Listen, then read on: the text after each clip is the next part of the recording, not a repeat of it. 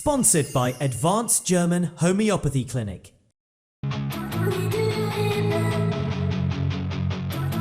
I'm Dr. Manoj Pujar. I am MD Homeopath, Classical Homeopath, Advanced German Homeopathy Clinic, Varicose Ulcer and Diabetic Wound Care Center.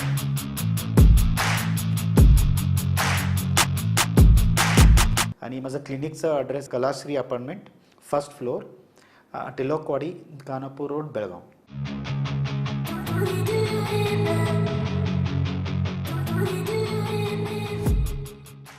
नमस्कार, मी श्वेता अंकले. Tarun Bharat news बुलेटिनमध्ये आपल्या सर्वांचे स्वागत. आता पाहूया ठळक घडामोडी. बेळगावात अतिथी शिक्षकांच्या मागण्यांसाठी सुरू असलेल्या आंदोलनादरम्यान सोमवारी कोप्पळ येथील अतिथी शिक्षिका लता पाटील यांनी आत्महत्येचा प्रयत्न केल्याची धक्कादायक घटना घडली. पात्रतेअभावी काही दिवसांपूर्वी त्यांची सेवा कमी करण्यात आली होती. त्यानंतर त्या सतत आंदोलनात सहभागी होत असल्याने मानसिक तणावाखाली असल्याची माहिती मिळाली आहे. या घटनेमुळे आंदोलनस्थळी काही काळ गोंधळाचं वातावरण निर्माण झालं होतं. आंदोलनकर्त्यांच्या मागण्या ऐकण्यासाठी आमदार SV संकनूर आंदोलनस्थळी पोहोचले. मात्र त्यांना पाहताच संबंधित शिक्षिका संतापल्या आणि मंत्र्यांनाच प्रत्यक्ष पाठवा अशी मागणी त्यांनी केली. आमदारांनी मागण्या मुख्यमंत्र्यांपर्यंत पोहोचवण्याचं आश्वासन दिल्यानंतरही तणाव कमी न होता शिक्षिकेने पेंडॉलमध्ये विष प्राशन करण्याचा प्रयत्न केला. सहकारी शिक्षक आणि पोलिसांनी तत्काळ हस्तक्षेप करून त्यांना थांबवले आणि सुरक्षित स्थळी हलवले. घटनेनंतर पोलीस बंदोबस्त वाढवण्यात आला असून DCP NV भरमडी यांनी घटनास्थळी येऊन आंदोलनकर्त्यांशी संवाद साधत त्यांच्या मागण्या वरिष्ठांकडे पाठवण्याचे आश्वासन दिल्याने परिस्थिती नियंत्रणात आली.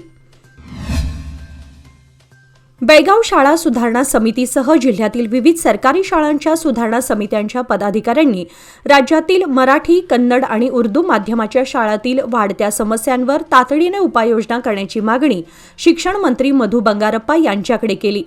शुक्रवारी हिवाळी अधिवेशनादरम्यान सुवर्ण विधानसौध समोर धरणे आंदोलन करून प्रतिनिधींनी आपले निवेदन मंत्र्यांना सादर केले, ज्यामध्ये शाळा बंद होण्याची वाढती संख्या आणि विद्यार्थी उपस्थितीतील घट याची गंभीर नोंद करण्यात आली. समितीच्या मते योग्य पावले न उचलल्यास पुढील 10 ते 15 वर्षात सरकारी शाळांचे अस्तित्व धोक्यात येऊ शकते आणि गरीब मुलांसाठी शिक्षण परवडणार नाही. CCTV बसवणे, तात्पुरत्या मुख्याध्यापकांच्या शाळात कायम नियुक्ती करणे, कार्यालयीन कर्मचारी उपलब्ध करणे आणि रिक्त शिक्षक पदांची तातडीने भरती ही समितीच्या प्रमुख मागण्यांमध्ये आहे. सरकारी कर्मचाऱ्यांनी आपल्या मुलांना सरकारी शाळांतच प्रवेश द्यावा, यासाठीही सरकारने ठोस धोरण आणावे अशी समितीची अपेक्षा आहे. चलवेनट्टी शाळा सुधारणा समितीचे अध्यक्ष मनोहर हुंद्रे यांनी मॅग्नेटिक योजनेमुळे ग्रामीण भागातील शाळा बंद होऊन विद्यार्थ्यांचे शैक्षणिक नुकसान होण्याची भीती व्यक्त केली. शुक्रवारी सुवर्ण गार्डन सुवर्णसौध परिसरात पत्रकारांशी बोलताना काँग्रेसचे आमदार लक्ष्मण सवदी यांनी स्पष्ट सांगितले की मुख्यमंत्री किंवा नेतृत्व बदलाबाबत कुणीही कोणतीही टिप्पणी करू नये असा स्पष्ट आदेश काँग्रेस हायकमांडकडून देण्यात आलाय. ते पुढे म्हणाले की भाजपवर टीका करताना उत्तर कर्नाटकाच्या समस्यांवर चर्चा करण्याची भाजपला अजिबात इच्छा नाही. शिवमोग्गा व दक्षिण कर्नाटकातील लोकांना उत्तर कर्नाटकातील जनतेच्या अडचणी आणि गरजांबद्दल काय माहिती आहे असा सवालही त्याने उपस्थित केला. या वक्तव्यानंतर नेतृत्व बदलाच्या चर्चांना ब्रेक लागण्याची शक्यता निर्माण झाली आहे. बेळगाव तालुक्यातील राजहंसगड, नंदीहळ्ळी आणि गर्लगुंजी परिसरात बिबट्याचं दर्शन झाल्यानं नागरिकांमध्ये भीती पसरली आहे. गुरुवारी रात्री राजहंसगड ते नंदीहळ्ळी रस्त्यावर बिबट्या दिसल्याचं रहिवाशांनी सांगितलं. स्थानिकांच्या माहितीप्रमाणे हा बिबट्या सातत्याने परिसरात वावरत असल्याचे दिसते. घनदाट वनराईमुळे बिबट्याचा येथे कायम संचार असतो, तर मोरांची मोठ्या प्रमाणावर उपस्थिती हा बिबट्याचे परिसरात येण्याचं संभाव्य कारण असू शकतं, असे वन अधिकाऱ्यांनी सांगितलं. बिबट्याची माहिती मिळताच बेळगाव आणि खानापूर वन विभागाचे अधिकारी त्वरित घटनास्थळी दाखल झाले आणि पाहणी केली. तथापि बिबट्या खरा आहे की ही अफवा आहे याची शहानिशा सध्या सुरू आहे. बेळगाव तालुक्यातील राजहंसगड, नंदीहळ्ळी आणि गर्लगुंजी परिसरात बिबट्याचं दर्शन झाल्याची माहिती मिळाल्यानंतर नागरिकांमध्ये भीतीचं वातावरण निर्माण झालंय. गुरुवारी रात्री राजहंसगड नंदीहळ्ळी रस्त्यावर बिबट्या दिसल्याचा दावा स्थानिक रहिवाशांनी केला.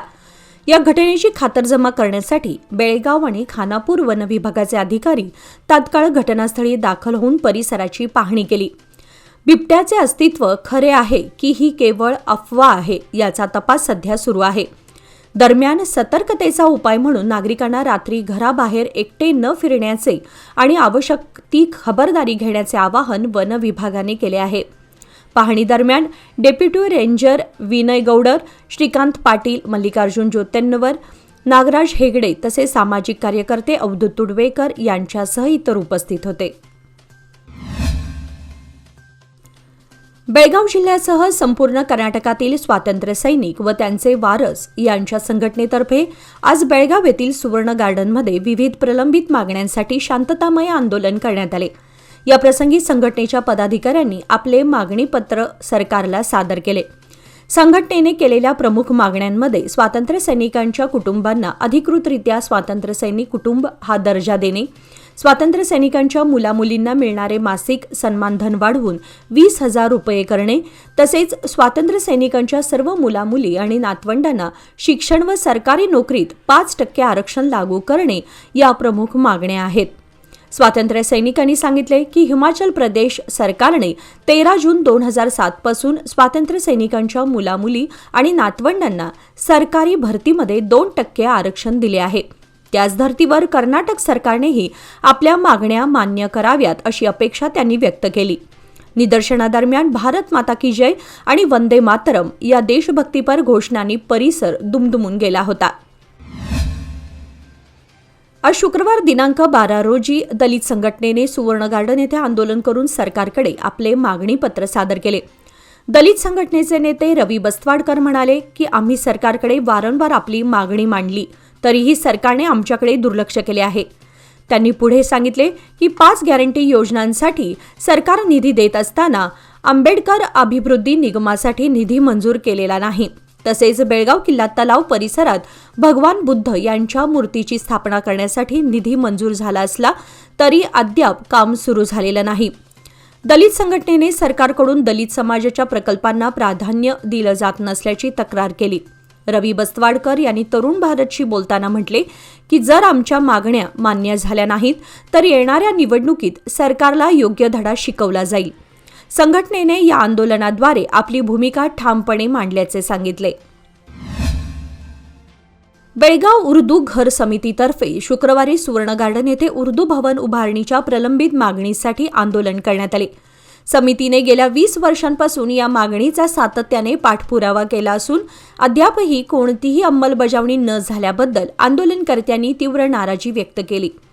बेळगावमध्ये उर्दू भाषिकांची संख्या मोठी असल्याने सांस्कृतिक आणि शैक्षणिक उपक्रमांसाठी स्वतंत्र उर्दू भवनाची तातडीची गरज आहे असे समितीचे मत आहे. इतकी वर्षे आम्ही शांततेने आंदोलने केली, परंतु आता शांत बसणार नाही. उर्दू भवन मिळाल्याशिवाय आंदोलन थांबणार नाही अशी भूमिका आंदोलनकर्त्यांनी स्पष्ट केली. काँग्रेस सरकार कार्यरत असताना उर्दू भवनाची उभारणी व्हावी अशी अपेक्षा व्यक्त करत समितीचे नेते शरीफ अहमद यांनी तरुण भारतशी बोलताना गेल्या 2 दशकांपासून या मागणीबाबत संघर्ष सुरू असल्याचे सांगितले.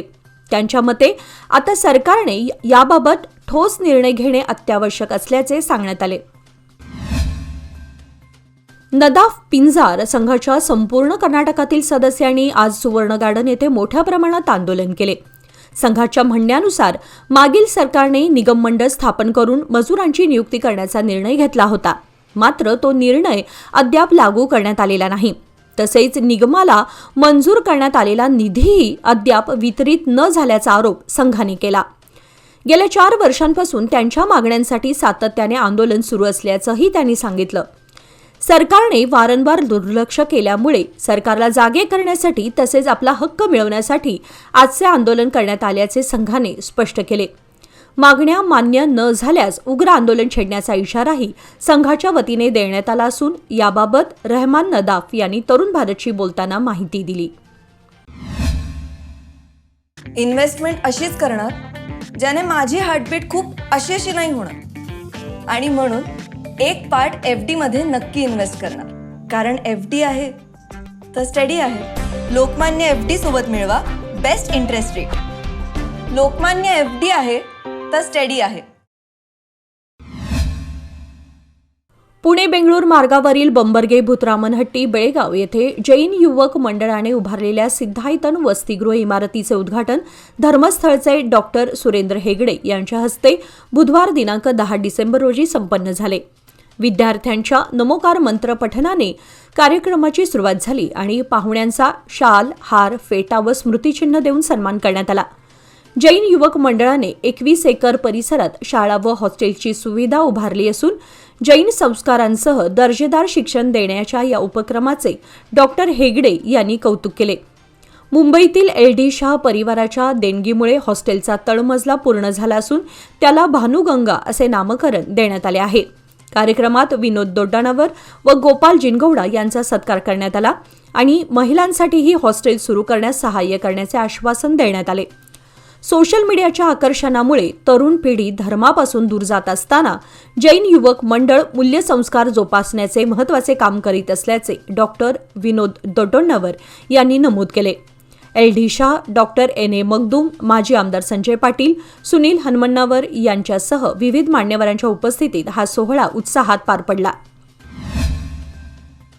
बेळगाव शहराबाहेरील कचरा डेपो परिसरातील तुरुमुरी येथील रामलिंग हायस्कूलमध्ये आता विद्यार्थ्यांना स्मार्ट क्लासरूम आणि शुद्ध पिण्याच्या पाण्यासाठी वॉटर फिल्टर यासारख्या आधुनिक सुविधा उपलब्ध होणार आहेत.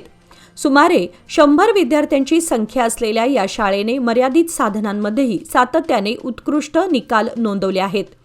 शाळेचे मुख्याध्यापक सेवानिवृत्तीच्या उंबरठ्यावर असून विद्यार्थ्यांच्या हितार्थ अतिरिक्त सुविधा उपलब्ध करून देण्याची त्यांनी विनंती केली होती. या मागणीची दखल घेत अमूल्य बुंद फाउंडेशन, नानावाडी, बेळगाव या संस्थेने पुढाकार घेत स्मार्ट क्लासरूम तसेच वॉटर फिल्टरची सुविधा उभारली आहे. ग्रामीण भागातील विद्यार्थ्यांसाठी हा उपक्रम अत्यंत उपयुक्त ठरणार असल्याची भावना स्थानिकांनी व्यक्त केली आहे. यावेळी अमूल्य बुंद फाउंडेशनच्या आरती भंडारे, सुरेश राजूकर, ग्रामपंचायत सदस्य प्रकाश चळवेटकर, AR Patil, NY Pauskar, MT बेळगावकर, BM Patil, LR कोनेवाडीकर, RI Jadhav, ST गुंशीकर आदी उपस्थित होते. बेळगावातील भुतरामनहट्टी येथील कित्तूराणी चन्नम्मा लघु प्राणी संग्रहालयात लवकरच सरपटणारे प्राणी, सर्प आणि मगरींसाठी विशेष आवार सुरू करण्यात येणार असल्याची माहिती वन, जीवशास्त्र आणि पर्यावरण मंत्री ईश्वर खांडरे यांनी दिली. प्राणी संग्रहालयाला दिलेल्या भेटीदरम्यान त्यांनी सुरू असलेल्या कामांचा आढावा घेतला. मंत्री खांडरे यांनी सांगितले की मगरींसाठी 50 लाख रुपये आणि सरपटणाऱ्या प्राण्यांसाठी 40,80,000 रुपये खर्चून आधुनिक आणि सुरक्षित आवार उभारले जात आहे. या नव्या आवारात लवकरच 2 मगरींसह अजगर, किंग कोब्रा, मण्यार आदी मिळून 12 साप सोडण्यात येणार आहेत. याशिवाय प्राणीप्रेमी आणि पर्यटकांना वन्यजीव, जैवविविधता तसेच प्राणी संग्रहालयाच्या कार्यप्रणालीची माहिती देण्यासाठी प्राणी संग्रहालयात एक लघुपटगृह म्हणजेच मिनी थिएटर उभारण्यात आले असून त्याचे उद्घाटन लवकरच करण्यात येणार आहे. या सर्व नवीन सुविधा सुरू झाल्यानंतर प्राणी संग्रहालय अधिक आकर्षक आणि पर्यटकांसाठी उपयुक्त ठरेल असा विश्वासही मंत्री खांडरे यांनी व्यक्त केला. राज्य सरकारने सर्व आस्थापनांना कन्नड भाषेतील फलक नियमांनुसार लावण्याचे आदेश जारी केले आहेत. मात्र या आदेशाची अंमलबजावणी होत नसल्याची तक्रार आमदार उमाश्री यांनी विधान परिषदेत केली. याबाबत कन्नड आणि सांस्कृतिक विभागाचे मंत्री शिवानंद तंगडगी यांनी सांगितले की राज्यभरातील प्रत्येक आस्थापनाला कन्नड फलक प्राधान्याने लावण्याच्या सूचना देण्यात आल्या आहेत. नियमांचे उल्लंघन करणाऱ्यांवर कडक कारवाई होईल आणि आवश्यक असल्यास त्यांचा परवाना रद्द केला जाईल असा इशारा त्यांनी दिला. कन्नड फलकांच्या अंमलबजावणीसाठी टास्क फोर्स नेमण्यात आले असून 8 कार्यालयांची स्थापना देखील करण्यात आली आहे. नियमांचे उल्लंघन केल्यास 5,000 ते 20,000 रुपयांपर्यंत दंड आणि सातत्याने उल्लंघन केल्यास परवाना रद्द करण्याचे आदेश आहेत असे मंत्री तंगडगी यांनी स्पष्ट केले. तथापि या आदेशामुळे राज्याच्या सीमाभागात काही ठिकाणी संताप व्यक्त होत आहे. नातेसंबंध हा जीवनाचा मूलाधार असून घरातील आप्तस्वकीयांपासून ते शेजारी पाजारीपर्यंत जपलेली नाती समाजात विश्वास, एकोपा आणि सहकार वाढवतात. मीरापूर गल्ली शहापूरमधील एक जिवंत परंपरा असून सांस्कृतिक सलोखा, धार्मिक विविधता आणि ऐतिहासिक वारसासाठी प्रसिद्ध आहे. छत्रपती श्री शिवाजी महाराज उद्यानाजवळील ही गल्ली शहापूर खडेबाजार रस्त्याशी जोडलेली असून येथे श्रीराम मंदिर, महादेव मंदिर, दत्त मंदिर तसेच मीरा साहेबांचा दर्गा आहे. या गल्लीतील कौलारू घरे, स्वच्छ विहिरी आणि घरगुती कार्यक्रमांनी सामाजिक सलोखा दृढ केला आहे. गणेशोत्सव, शिवजयंतीसारखे सण आणि मंदिरांमध्ये चालणारे समाज प्रबोधनाचे उपक्रम गल्लीला एक वेगळी ऊर्जा देतात. अशा या सांस्कृतिक आणि ऐतिहासिक वारशाचा जिवंत प्रवास Tarun Bharat digital मीडियावरील YouTube channel तसेच फेसबुक पेजसह दैनिक तरुण भारत वृत्तपत्रातून माझं वेणुग्राम या मालिकेद्वारे उद्या शनिवार दिनांक 13 डिसेंबर रोजी प्रसारित केली जाणार आहे. याची सर्व दर्शक आणि वाचकांनी नोंद घ्यावी असे कळवण्यात आले आहे. याचबरोबर आजचे बातमीपत्र इथे संपले. अधिक माहिती आणि ताज्या घडामोडींसाठी पाहत रहा तरुण भारत न्यूज चॅनेल. तसेच आमच्या चॅनलला लाईक, शेअर आणि सबस्क्राईब करायला विसरू नका. आणि विश्वासार्ह बातम्यांसाठी दररोज वाचा दैनिक तरुण भारत. धन्यवाद.